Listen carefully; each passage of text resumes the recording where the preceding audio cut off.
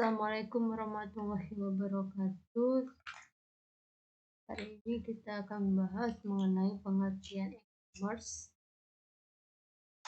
dari pengertian dasar mengenai e-commerce. Nah, kita awali dari mengenal e-commerce. Perdagangan sebenarnya merupakan kegiatan yang dilakukan manusia sejak awal peradaban. Nah, kita paham sendiri bahwasanya sejak adanya nenek moyang kita ataupun sejak awal adanya manusia, adanya sebuah peradaban, itu juga pasti adanya sebuah perdagangan.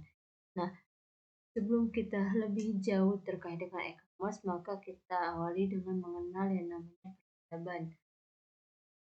Dari mulai kita kenal peradaban yang mulai dari barter ataupun barang bertukar dengan barang.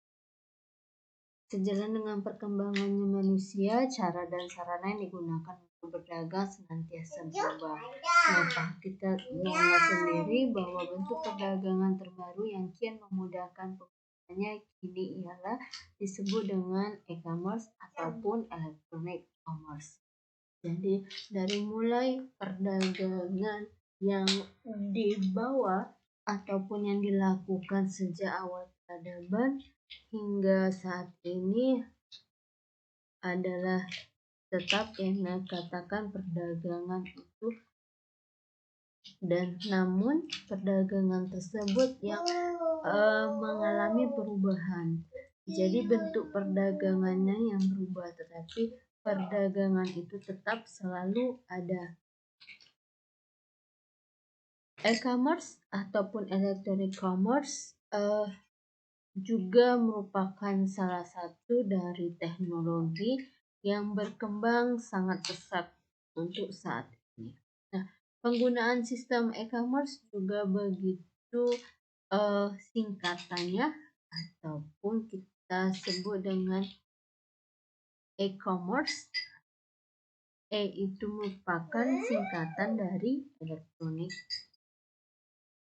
E-commerce ini memiliki keuntungan dari banyak hal kalau kita sebagai pihak konsumen, kalau juga kita sebagai pihak produsen, dan juga kalau kita sebagai pihak penjual. Nah, jadi dari sisi manapun e-commerce ini kita memandang memiliki manfaatnya. Sehingga sangat penting untuk kita memahami e-commerce itu dan juga kita melakukan perdagangan menggunakan e-commerce.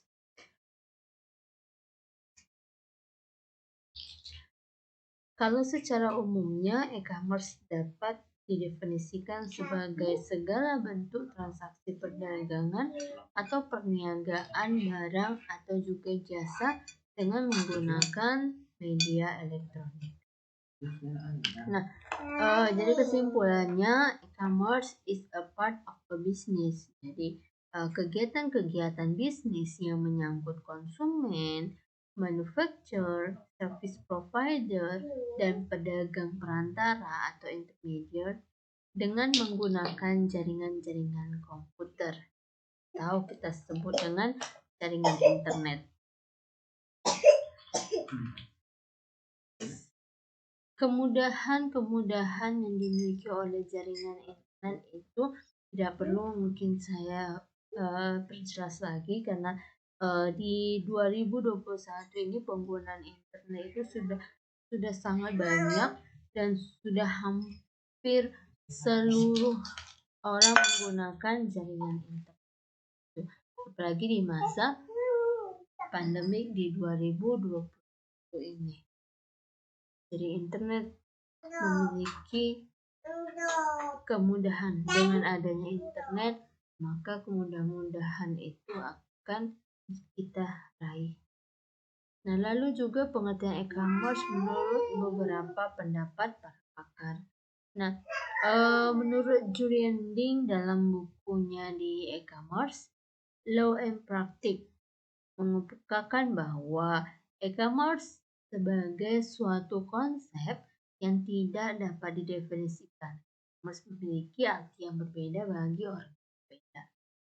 Nah, maksudnya jelas ketika seseorang melihat dari sudut pandang yang berbeda, maka memiliki arti yang berbeda pula. Jadi karena itu e-commerce ini cukup unik secara definisi, namun secara umum kita sudah bahas tadi, e-commerce merupakan suatu perniagaan yang menggunakan media elektronik. Nah, ruang lingkup e-commerce ada teknologi, marketing and news, consumer process, economic, information value adding, market making, service, infrastructure, legal, privacy, and public policy. Dari ruang lingkup tersebut kita akan lihat secara jenis relasinya. Jadi 4 jenis relasi dalam dunia bisnis yang memang biasa dijalin oleh sebuah perusahaan. Nah, ini juga ada di dalam sebuah buku Finger tahun 2000. Yang pertama yaitu adanya pemasok, adanya distributor, adanya rekanan, dan juga adanya konsumen. Begini gambaran dari distributor, konsumen, supplier, dan juga partners. Jadi saling memiliki kontribusi, saling berkaitan. Tidak ada yang tidak memiliki kontribusi, tidak ada yang tidak memiliki keterkaitan. Adanya proses. Nah, kita bahas sudah pengertian, kita sudah bahas kaitan, kita juga akan bahas keuntungan daripada e-commerce. Nah, ini sebenarnya masih sedikit keuntungannya ya, tetapi sudah banyak, mungkin banyak dari kita yang sudah sangat merasakan keuntungan dari e-commerce. Salah satu keuntungan e-commerce bagi perusahaan yaitu memperpendek jarak, perluas pasar, perluasan jaringan mitra bisnis dan efisien, atau mempercepat pelayanan ke pelanggan dan pelayanan lebih responsif, serta mengurangi biaya-biaya yang berhubungan dengan kertas. Nah, jelas ya kalau bahwasanya keuntungan e-commerce salah satu bagi perusahaan memperpendek jarak. Ya, jadi banyak perusahaan yang di Jakarta, tetapi kita yang di wilayah asahan atau yang di wilayah terpencil pun memahami bahwasanya ada perusahaan yang di Jakarta. Jadi jarak itu tidak lagi dikenal, tidak lagi mengalami kesulitan. Nah, perluasan pasar jelas yang karena tidak adanya kesulitan, maka juga perluas pasar. Oke, bagaimana dengan konsumen? Nah, kita yang sebagai konsumen pasti sangat amat merasakan keuntungan daripada e-commerce ini, yaitu seperti efektif, efisien, aman secara fisik dan juga fleksibel, lalu dapat kita berbelanja menjadi singkat, kita tinggal scroll, lihat-lihat barang dan fokus, lalu kita akan bisa mendapatkan hasilnya, tidak perlu lagi berkeliling-keliling pusat pertokoan. Terus juga harga barang-barang yang dijual melalui e-commerce kita bisa banding harga, jadi kita bisa cari yang termurah. Lalu juga jalur distribusi dari produsen barang ke pihak penjual lebih singkat dibanding dengan toko konvensional. Nah, keuntungan yang ketiga kita akan bahas dari sisi ataupun bagi masyarakat, mengurangi polusi. Nah, dan juga pencemaran daripada lingkungan, membuka peluang kerja baru, menguntungkan dunia akademis, meningkatkan kualitas sumber daya manusia. Lalu juga online shopping menyediakan banyak kemudahan dan kelebihan jika dibandingkan dengan cara belanja yang konvensional. Selain bisa menjadi lebih cepat, di internet telah tersedia hampir semua macam barang yang biasanya dijual secara lengkap. Selain itu, biasanya informasi tentang barang jualan tersedia secara lengkap sehingga walaupun kita tidak membeli secara online, kita bisa mendapatkan banyak informasi tentang yang diperlukan untuk memilih suatu produk yang akan dibeli. Nah, adanya kelebihan juga atau juga adanya kerugian. Nah, salah satu kerugiannya yaitu terjadinya individualisme ataupun paham individualisme. Ya, jelas ya, karena pada perdagangan elektronik seseorang dapat bertransaksi dan mendapatkan barang atau jasa yang dibutuhkan tanpa bertemu dengan siapapun. Kemudian orang hanya fokus dengan toko tersebut, orang tersebut walaupun dia tidak datang ke tokonya, sehingga dia hanya sibuk dengan handphonenya saja. Itulah yang mengatakan kenapa disebut meningkatkan individualisme, karena dia hanya sibuk dengan handphonenya saja. Lalu juga terkadang menimbulkan kekecewaan. Kadang kita lihat bajunya bagus, warnanya oke, tapi ternyata yang kita dapat sampai di rumah kita itu berbeda dengan apa yang kita lihat. Jadi yang di layar monitor berbeda secara ternyata. Nah, ada beberapa peluang e-commerce di Indonesia. Jadi memang peluang e-commerce saat ini itu sangat besar. Jadi semuanya rata-rata sudah masuk pada dunia e-commerce.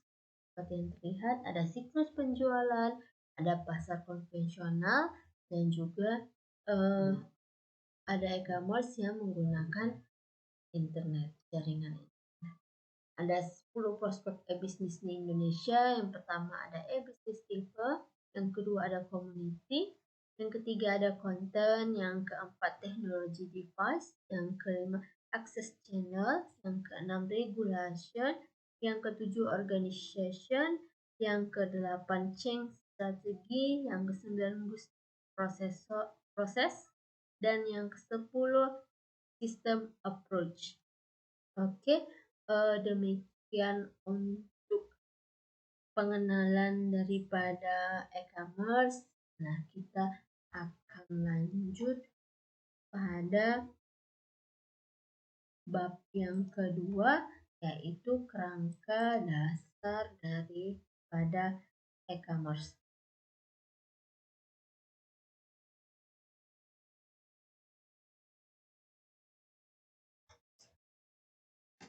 Oke, bab yang kedua yaitu kerangka dasar daripada e-commerce, yang terdapat kerangka tahapan-tahapan e-commerce. Termasuk yang pertama yaitu tahapan e-commerce. Tahapan e-commerce itu kita ketahui ada seller dan juga buyers. Ya, secara umum kita lihat dari dua aspek terlebih dahulu, yaitu ada penjual dan ada pembeli, seller dan juga buyers. Kita lihat dari gambarnya bahwasannya seller dan buyers ini saling. Jadi yang satu saling mengirimkan info, yang satu yang sebagai buyers meminta info. Jadi keduanya ini memiliki korelasi yang cukup baik, saling. Lalu sebagai seller, dia ada mengirimkan data, mengirimkan katalog, mengirimkan demo, dan lain sebagainya. Sedangkan dari sisi buyers itu mereka melakukan web surfing. Lalu juga dari sisi seller, eh, mereka mengirimkan news group, dan juga dari sisi buyers mereka men-search, web search, mencari-cari mengenai website-website. Ada dengan menggunakan net community, ada website, dan juga ada EDI atau Electronic Data Interchange, ada website, phone, fax, email, WhatsApp, ada emailing list.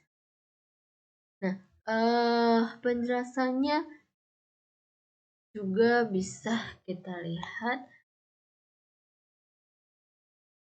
pada sebuah contoh perusahaan. Jadi dari gambar tersebut terlihat bahwa perusahaan dan juga sekelompok orang dan juga individu yang ingin menawarkan sebuah produk atau jasanya dapat memulai rangkaian bisnis dengan menggunakan internet sebagai media berkomunikasi.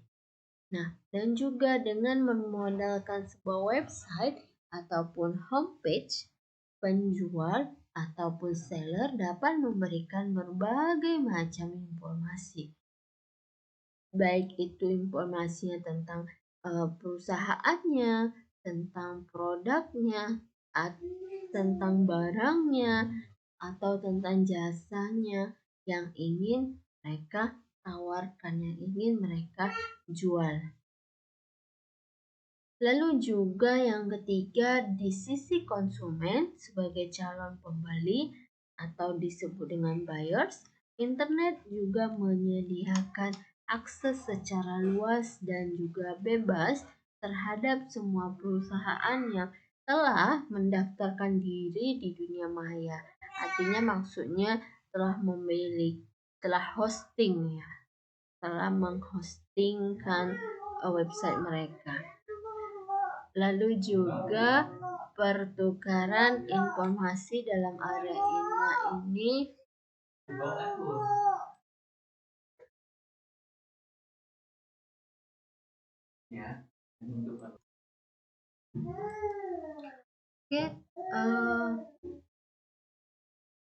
tahapan-tahapan e-commerce.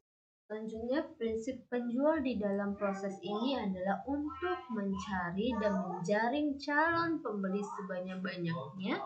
Sementara prinsip pembeli adalah berusaha sedapat mungkin mencari produk atau jasa yang diinginkan dan mencoba untuk mencari tahu penilaian orang lain terhadap produk atau jasa tersebut. Jadi tetap prinsip penjualan dan pembelian baik di dalam e-commerce ataupun e-commerce ya, namanya juga pembeli pasti ingin mencari tahu sedetail mungkin produknya, dan penjual juga akan sebanyak mungkin untuk mencari calon pembelinya. Nah, setelah aktivitas tukar-menukar informasi dilakukan, maka proses bisnis selanjutnya adalah melakukan pemesanan produk atau jasa secara elektronik. Selanjutnya adalah dua pihak yang bertransaksi sudah selayaknya harus melakukan aktivitas perjanjian tertentu sehingga proses pembelian dapat dilakukan dengan sah, benar, dan juga aman. Pembelian antara dua entiti bisnis biasanya dilakukan melalui jaringan tertentu seperti Electronic Data Interchange atau EDI atau juga extranet. Di dalam bisnis ataupun di dalam proses bisnis, kita ketahui ada 4 aliran entiti yang harus kita kelola dengan baik. Yang pertama adalah flow of goods atau aliran produk. Yang kedua adalah flow of information atau aliran informasi. Yang ketiga adalah flow of money atau aliran uang. Dan yang keempat adalah flow of documents atau aliran dokumen. Fasilitas e-commerce yang ada harus dapat mensinkronisasikan keempat aliran tersebut, sehingga proses transaksi dapat dilakukan secara efisien, efektif, dan terkontrol dengan baik. Nah, tahapan selanjutnya yaitu setelah transaksi usai dilakukan dan proses dan juga produk telah didistribusikan ke tangannya konsumen, barulah proses terakhir yaitu aktivitas penjualan dilaksanakan. Pada tahapan ini, penjual dan pembeli melakukan berbagai aktivitas atau komunikasi, seperti halnya keluhan terhadap kualitas produk, pertanyaan ataupun permintaan informasi mengenai produk-produk lain, pemberitahuan akan produk-produk baru yang ditawarkan.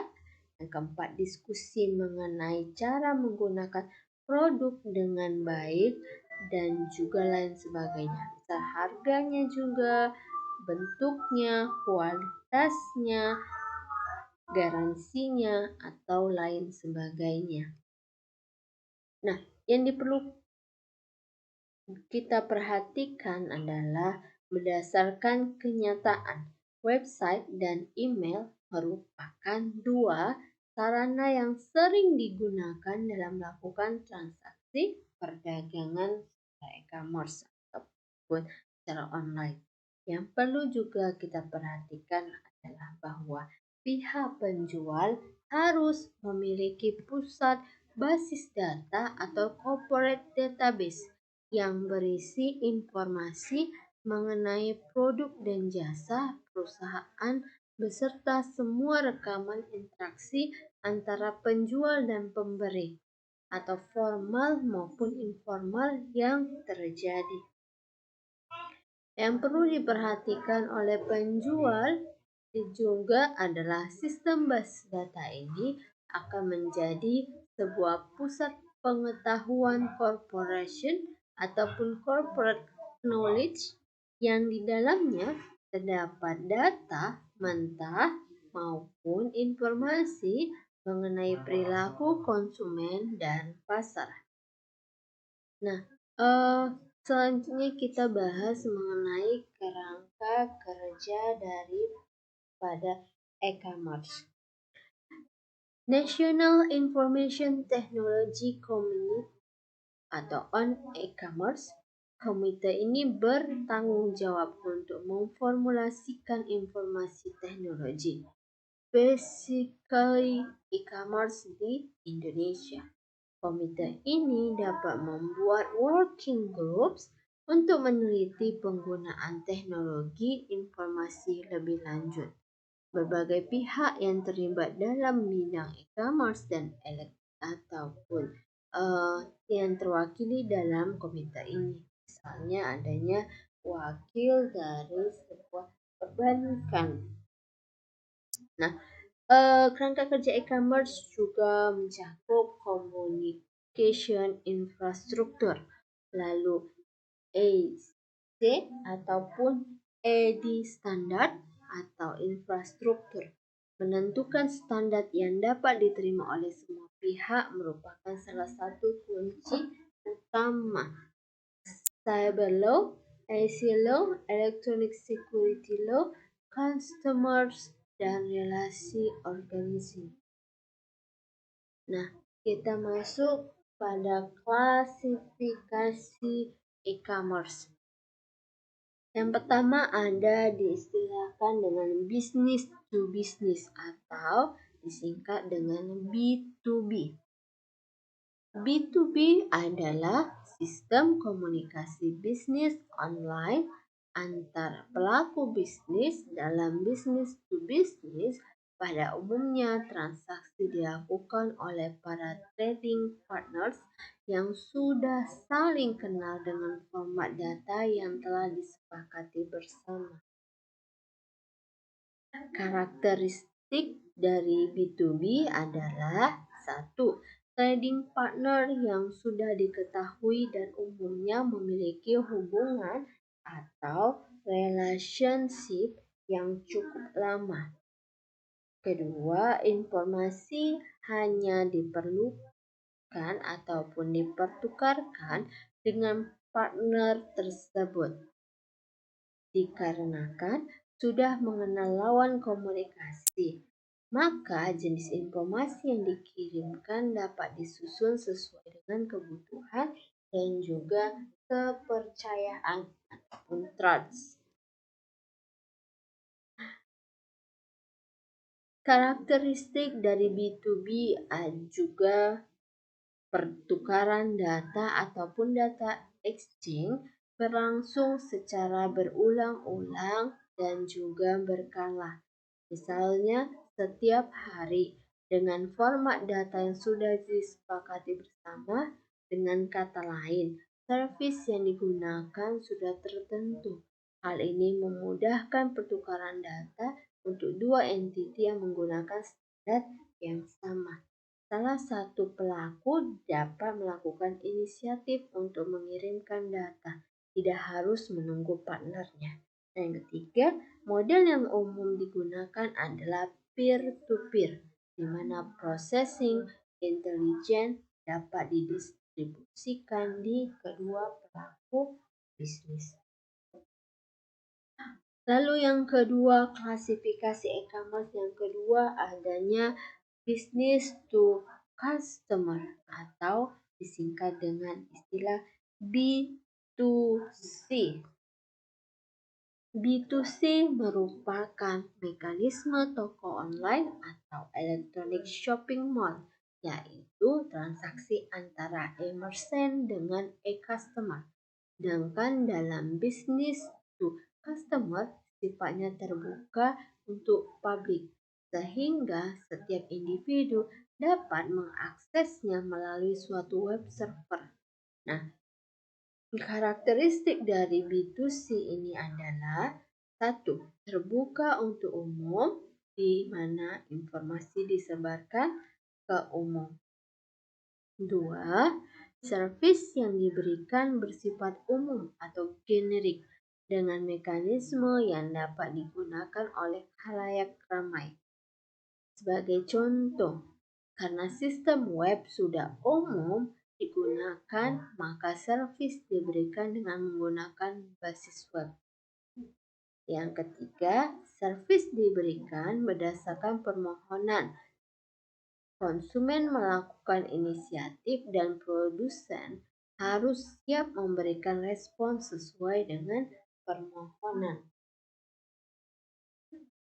Keempat, pendekatan klien atau server sering digunakan di mana diambil asumsi bahwa klien atau juga konsumen menggunakan sistem yang minimal berbasis web dan processing atau bisnis prosedur diletakkan di sisi server. Nah, yang ketiga adanya perdagangan kolaboratif atau collaborative commerce. Dalam e-commerce, para mitra bisnis berkolaborasi alih-alih membeli atau menjual secara elektronik. Kolaborasi semacam ini seringkali terjadi antara dan dalam mitra bisnis di sepanjang rantai pemasok. Lalu yang keempat ada C2C atau konsumen to konsumen. Konsumen to konsumen atau C2C ini merupakan seseorang yang menjual produk atau jasa ke orang lain. Dapat juga disebut sebagai pelanggan ke pelanggan, yaitu orang yang menjual produk dan jasa ke satu sama lain. Selanjutnya ada konsumen to business atau disingkat dengan C2B. Dalam C2B, konsumen memberitahukan kebutuhan atas suatu produk atau jasa tertentu dan para pemasok bersaing untuk menyediakan produk atau jasa tersebut ke konsumen. Contohnya di Priceline.com. di mana pelanggan menyebutkan produk dan harga yang diinginkan dan Priceline mencoba menemukan pemasok yang memenuhi kebutuhan tersebut. Nah, selanjutnya ada yang namanya perdagangan intrabisnis atau intraorganisasi. Dalam situasi ini, perusahaan menggunakan commerce sebagai internet untuk memperbaiki operasinya. Kondisi khusus dalam hal ini juga disebut sebagai e-commerce B2E ataupun business to employer yang digambarkan dalam studi kasus yang terbuka. Nah, selanjutnya ada istilah pemerintahan ke warga atau government to citizen. Kita singkat dengan G2C. Government to citizen dalam kondisi ini merupakan sebuah entitas atau juga unit pemerintah yang menyediakan layanan kepada warganya melalui teknologi e-commerce. Unit-unit pemerintah dapat melakukan bisnis dengan berbagai unit pemerintah lainnya, serta dengan berbagai perusahaan atau G2B. E-government yaitu penggunaan teknologi internet secara umum dan e-commerce secara khusus untuk mengirimkan informasi dan layanan publik ke warga, mitra bisnis, dan pemasok entitas pemerintah, serta mereka yang bekerja di sektor publik. Lalu ada yang namanya perdagangan mobile atau mobile commerce, disingkat dengan m-commerce. Nah, jadi kalau e-commerce menggunakan media menggunakan nirkabel, jadi ketika e-commerce dilakukan dalam lingkungan nirkabel, seperti dengan menggunakan telepon seluler untuk mengakses internet dan berbelanja, maka hal itu kita sebut dengan m-commerce ataupun mobile. Jadi ketika kita berbelanjanya dengan menggunakan handphone, maka itu kita sebut dengan m-commerce ataupun mobile commerce. Oke, demikian bab kedua ataupun rangka dasar dari bab kedua. Assalamualaikum warahmatullahi wabarakatuh. Kita akan lanjut kepada bab yang ketiga mengenai inovasi aplikasi daripada sebuah e-commerce. Nah, sebelumnya kita sudah bahas pengertian e-commerce, rangka e-commerce, dan akan pada inovasi aplikasi dari sebuah e-commerce. Di dalam inovasi dari e-commerce, kita masuk dulu pada sistem e-commerce yang terbagi menjadi 3 tipe aplikasi, yaitu Electronic Markets atau EMS, Electronic Data Interchange atau ED, dan yang ketiga Internet Commerce.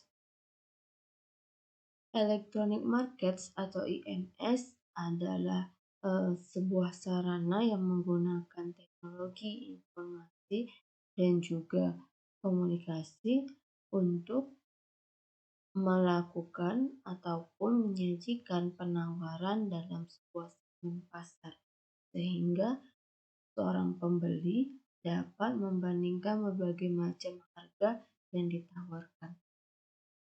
Contohnya seperti saat kita berbelanja, misalnya kita katakan toko Shopee gitu. Nah, di situ berbagai macam produk yang sama ada di dalamnya.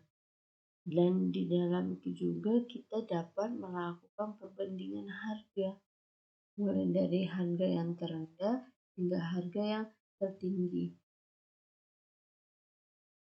Electronic Data Interchange atau ED adalah sebuah sarana untuk mengefisienkan pertukaran data transaksi-transaksi reguler yang berulang dalam jumlah besar antara organisasi-organisasi komersial. Secara formal, EDI didefinisikan oleh International Data Exchange Association atau IDEA sebagai transfer data terstruktur dengan format standar yang telah disetujui dan yang dilakukan dari satu sistem komputer ke sistem komputer yang lain dengan menggunakan media elektronik. Internet commerce juga merupakan penggunaan internet yang berbasis teknologi informasi dan juga komunikasi untuk perdagangan. Kegiatan komersial ini seperti halnya iklan dalam penjualan dan juga jasa. Kita masuk pada pembagian dari e-commerce. Nah, di dalam e-commerce ada aplikasi. Kita lihat di dalam 4 tipe aplikasi e-commerce. Yang pertama adalah e-market, yang kedua adalah customer care, yang ketiga adalah vendors management, dan keempat adalah extended supply chain. Nah, ini dari Pinjol tahun 2000.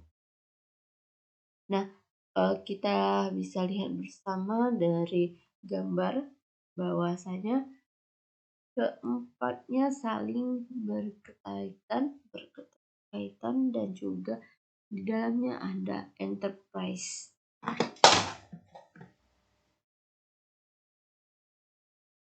Nah, aplikasi e-commerce. Yang pertama e-market atau internet market yang didefinisikan sebagai suatu tempat atau arena di dunia maya di mana calon pembeli dan juga penjual itu saling bertemu untuk melakukan transaksi secara elektronik melalui media internet. Yang kedua adalah customer care. Nah, customer care ini memiliki tipe aplikasi e-commerce yang kedua karena suatu usaha dari perusahaan tersebut untuk menjalin hubungan interaktif dengan pelanggan atau juga konsumen yang telah dimilikinya. Yang ketiga, adanya vendors management. Hakikat dari sebuah bisnis adalah melakukan transformasi baik dari bahan mentah menjadi sebuah produk ataupun jasa yang ditawarkan kepada konsumen. Lalu yang keempat adanya extended supply chain. Supply chain adalah urutan proses atau aktivitas yang dijalankan perusahaan mulai dari bahan mentah yang dibeli sampai dengan produk jadi yang ditawarkan kepada calon konsumen. Nah, ada karakteristik e-commerce. Yang pertama ada transaksi tanpa batas, yang kedua transaksi anonim, yang ketiga produk digital dan non-digital, dan yang keempat produk barang tak berwujud. Oke, demikian bab ketiga yaitu mengenai membahas di aplikasi e-commerce. Kita akan masuk pada bab keempat yaitu mekanisme dari kerja e-commerce.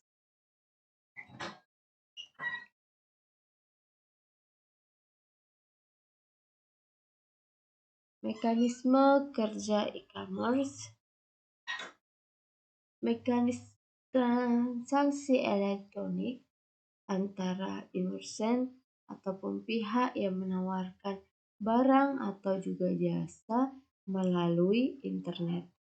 Jadi dengan e-commerce kita bisa menawarkan sebuah produk atau juga jasa, dan juga e-customer itu ataupun seorang pihak yang membeli barang atau jasa melalui internet. Nah, yang terjadi di dunia maya atau di internet pada umumnya berlangsung secara paperless transaction. Sedangkan dokumen yang digunakan dalam transaksi tersebut bukanlah paper dokumen, melainkan dokumen elektronik atau digital dokumen.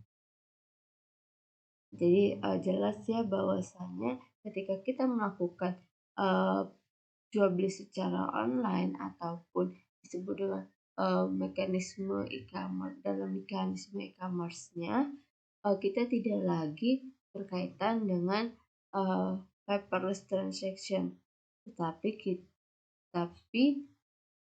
kita berkaitan dengan dokumen elektronik ataupun digital dokumen. Nah, selanjutnya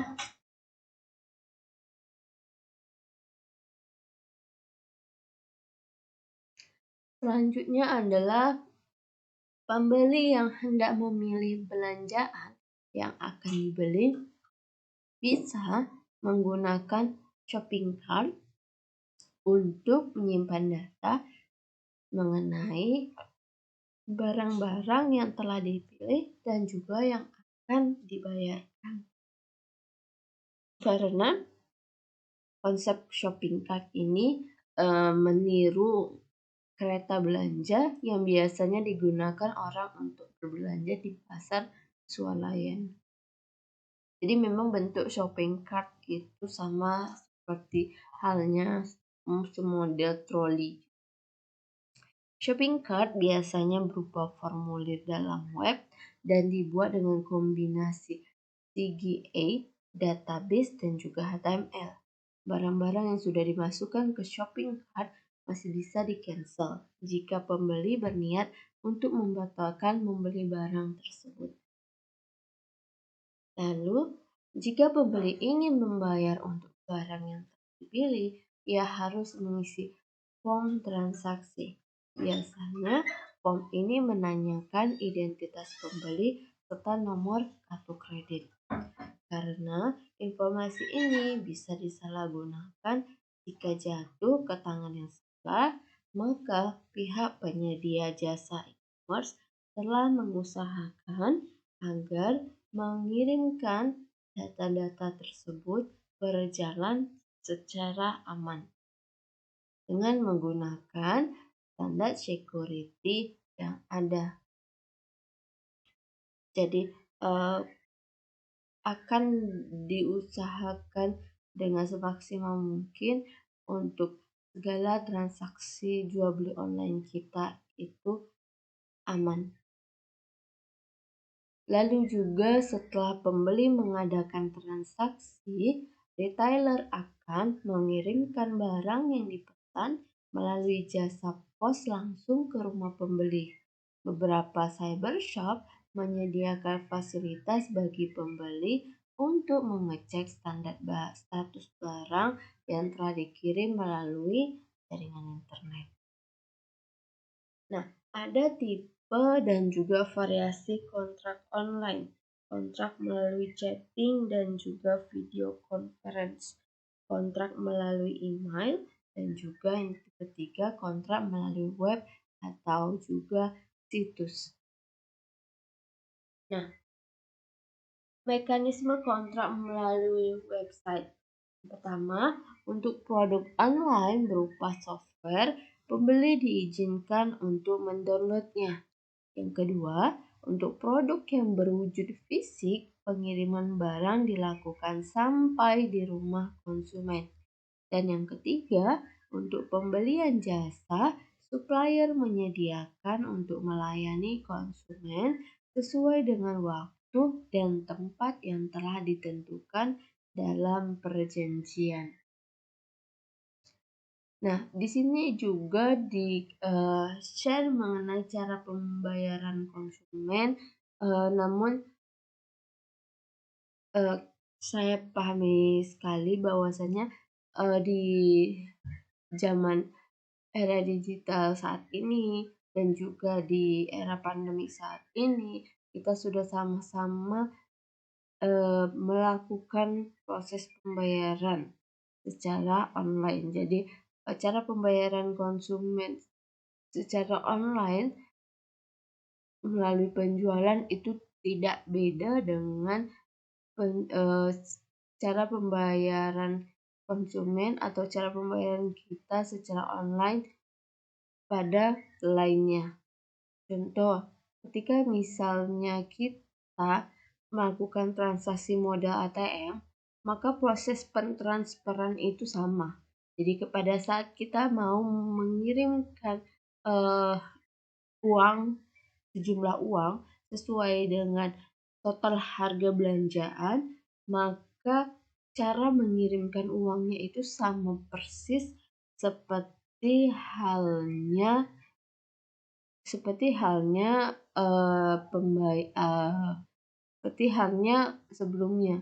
Seperti halnya kita mau mentransferkan uang kita kepada saudara kita ataupun mungkin orang tua kita. Nah, jadi kalau sudah model ATM berarti sama ya model cara mentransfernya. Atau yang kedua, pembayaran langsung antara dua pihak yang bertransaksi tanpa perantara. Jadi dia langsung ketemuan. Kalau kayak ibarat kita kayak COD, cash online delivery. Jadi langsung. Tapi juga COD ini kan ada yang dianya pakai yang ketiga, yaitu dengan perantaraan pihak ketiga. Ada yang moda pembayaran pakai COD, cash online delivery. Jadi pada saat diantar baru kita kasih barang. Nah, ada yang itu memang orangnya langsung, yang sellernya sebagai penjual yang memberikan barang tersebut kepada kita sebagai buyer. Namun ada juga yang dianya memberikan perantaranya kepada pihak ketiga. Misal dia memberikan bantuan kepada Gojek, Gokar, GoFood atau lain sebagainya. Lalu yang keempat ada micropayment, lalu yang ketiga ada anonymous digital case. Ini bentuk gambaran daripada mekanismenya, yaitu ada buyers, ada internet, ada sellers. Dari sellers adanya di sebuah distributor, dan distributor tersebut sampai ke buyers. Buyers ini memberikan uangnya di bank ini sebagai acquiring mesin bank. Nah, jadi dia mengikuti alur yang ada. Jadi terus menerus seperti ini. Oke, ada aksesnya juga. Jadi yang diakses ada online ads, standard order, distribution, electronic customer support, lalu juga customers ke online, lalu juga online ads to online ads. Nah, domain yang besar yang membentuk komunitas e-commerce. Yang pertama ada proses, yang kedua ada institut, dan yang ketiga ada teknologi. Kita bahas satu persatu, yaitu satu proses. Nah, proses utama terdiri dari inbound logistik, production, outbound logistik and distribution, sales and marketing, and service. Yang kedua, proses penunjang terdiri dari procurement, film infrastruktur, dan juga teknologi. Dan yang ketiga, sementara proses yang melibatkan produk atau jasa digital akan mengikuti rantai nilai virtual ataupun virtual value chain seperti yang diperkenalkan oleh Indrajit Singha yang meliputi rangkaian aktivitas, misalnya gathering, organizing, selecting, synthesizing, dan juga distributing. Nah, adanya institution, yaitu di dalam institusi adanya government, merchant, manufacturer, suppliers, dan juga konsumen. Ada juga yang kedua proses, yaitu ada marketing, sales, payment, fulfillment, dan juga support. Dan yang ketiga adanya networks, yaitu ada intranet, internet, dan juga extranet. Nah, ketiga hal ini saling menyatu pada isinya ataupun dalam prosesnya. Yang kedua adalah institusi. Salah satu prinsip yang dipegang dalam e-commerce adalah diterapkannya asas jejaring ataupun internet working, di mana dikatakan bahwa untuk sukses sebuah perusahaan e-commerce harus bekerja sama dengan berbagai institusi-institusi yang ada, atau perusahaan tidak dapat, karena perusahaan itu memang sejatinya tidak akan pernah dapat berdiri sendiri. Jadi sebuah perusahaan itu harus memiliki kerjasama yang kuat. Dan yang ketiga adalah teknologi. Faktor infrastruktur teknologi akan sangat menentukan tingkat kinerja bisnis e-commerce yang diinginkan. Tulang punggung teknologi ya pasti ya intranet, extranet, dan juga internet. Tapi yang paling biasa kita gunakan secara mendunia, jaringan yang terluas secara mendunia yaitu internet. Intranet merupakan infrastruktur teknologi informasi yang merupakan pengembangan dari teknologi lama semacam LAN atau Local Area Network, dan juga WAN atau Wide Area Network. Extranet tidak lebih dari penggabungan dua atau juga lebih intranet, karena adanya hubungan kerjasama bisnis antara dua atau lebih lembaga. Internet ini sudah sama-sama kita biasa gunakan, yaitu sebagai gerbang masuk ke maya, di mana produsen dapat dengan mudah mencari ataupun menjalin hubungan langsung dengan seluruh calon pelanggan yang ada di seluruh dunia.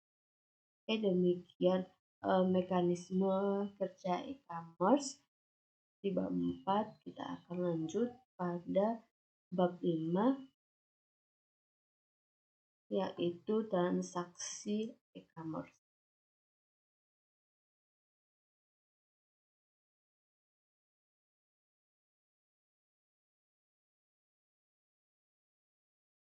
Transaksi e-commerce, ada tipe transaksi e-commerce. Yang pertama ada open market, yang kedua ada aggregation, yang ketiga ada integration, dan yang keempat ada alien. Nah, ini pakarnya Top Spoots di tahun 1998. Self-organizing, control, dan juga hierarki. Kita lihat ada open market, ada alliance, aggregation, dan juga integration. Jadi semakin ke kanan itu semakin yang high, jadi mulai dari low value integration sampai ke yang high-nya atau yang tingginya. Nah, dan masuk pada keunikan masing-masing komunitas dalam melakukan transaksi komersial tersebut dapat dilihat dari dua aspek. Yang pertama, aspek kontrol, menggambarkan apakah dalam komunitas tersebut ada satu atau beberapa entiti yang memimpin dan mengkontrol terjadinya transaksi bisnis atau tidak. Jika ada, maka komunitas tersebut dikatakan memiliki ciri hierarki. Jika tidak, maka komunitas tersebut dianggap sebagai independen atau self-organizing. Yang kedua, aspek ketergantungan proses ataupun value integration, yang menggambarkan apakah dalam komunitas yang ada terdapat hubungan ketergantungan entiti yang sangat high atau tinggi, atau malah low atau lemah. Komunitas bisnis elektronik. Yang pertama, open market community.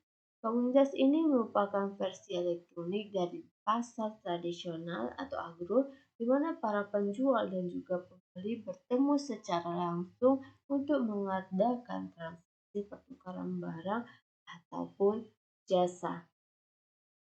Jadi nampak ya gambaran di mana sellers dan juga buyers saling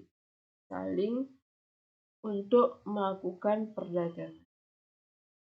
Yang kedua, adanya aggregation community. Pada komunitas ini biasanya sebuah perusahaan berfungsi sebagai pemimpin atau mediator dalam proses transaksi elektroniknya yang terjadi antara produser dan juga konsumen, yaitu penjual dan pembeli. Nah, ini nampak bagaimana sellers, pembuat dan juga buyers itu masuk pada aggregation. Jadi mereka ada pihak ketiganya.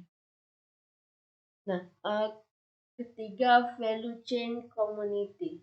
Kata value chain di sini berasal dari konsep rantai nilai yang diperkenalkan oleh Michael Porter. Dalam konsep keunggulan kompetitifnya yang terkenal tersebut, competitive advantage, Porter menjelaskan bahwa aktivitas penciptaan suatu produk atau jasa harus melalui suatu urutan proses tertentu. Dikatakan olehnya bahwa sebuah perusahaan akan memiliki keunggulan kompetitif bila manajemen berhasil memiliki rantai proses yang paling efisien. Jadi halnya pada komunitas aggregation. Nah, di sini juga nampak seperti inilah gambaran daripada aggregation atau integratornya. Yang keempat, adanya alliance community. Dari keempat komunitas yang ada, alliance adalah sebuah komunitas yang paling liberal dan virtual karena sifatnya yang ingin melakukan segala jenis integrasi perdagangan yang mungkin diadakan dalam cyberspace tanpa menerapkan berbagai jenis peraturan yang mengikat, diistilahkan sebagai value space.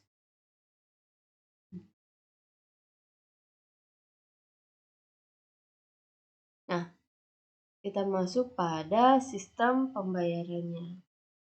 Dengan sistem pembayaran elektronik atau online, setiap bila yang dilakukan transaksi perdagangan dapat melakukan pemeriksaan terhadap keabsahan alat pembayaran yang dipergunakan konsumen sebelum konsumen dapat mengambil barang yang diinginkan. Kemudian ada juga sistem pembayaran elektronik ataupun offline. Konsumen dan pedagang dapat melakukan transaksi tanpa perlu ada pihak ketiga untuk melakukan proses autentikasi dan juga otorisasi saat berlangsungnya transaksi. Ketiga, pembayaran dengan menggunakan media elektronik merupakan sebuah masalah yang belum juga tuntas. Ada berbagai solusi yang ditawarkan untuk mengatasi masalah pembayaran, antara lain yang pertama standar atau yaitu SET dan juga menggunakan Modex. Yang kedua electronic money yaitu menggunakan e-cash, DigiCash, CyberCash, IKP. Atau yang ketiga virtual wallet menggunakan EMF electronic purse. Yang keempat credit and debit on the internet purse virtual. 5. Internet banking beserta grup yang terlibat di dalamnya seperti kelompok Open Financial Exchange yang dimotori oleh Check Free Corporation Institute dan Microsoft beserta institusi finansial lainnya. Stock and trading, smart card, introduction, slip, ISO 7816 beserta seluruh bagian ataupun partnya.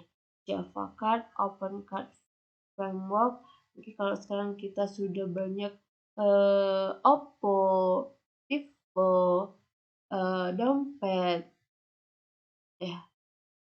regulation isu, internet ekonomi, digital money, payment ya. Nah, jadi sangat banyak yang sudah yang mensupport untuk mengamankan sistem pembayarannya juga yang sudah mensupport untuk memudahkan sistem pembayaran. Oke, demikian akhir daripada bab 5 kita mengenai transaksi commerce. Maka kita lanjut pada bab 6 yaitu komponen market.